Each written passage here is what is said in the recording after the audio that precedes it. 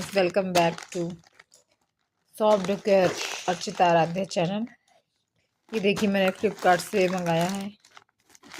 मैंने अपने बच्चे के लिए एक 2 सेट ऑफ पैंट मंगाया है, या इस लोअर भी कह सकती है, फ्लिपकार्ट से मंगाया है। तो चलिए अनबॉक्सिंग करते हैं।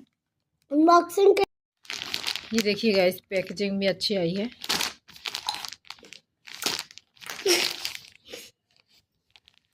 ये देखिए गाइस, मैंने अनबॉक्सिंग की है। बहुत अच्छे पेंट आए हैं। ये देखिए, ये वुलन फैब्रिक के हैं और ये कंफर्टेबल हैं, अच्छे हैं, साइज भी अच्छा है, कलर भी अच्छा है। हालांकि मैंने वाइट मंगाया था, पर अच्छा है।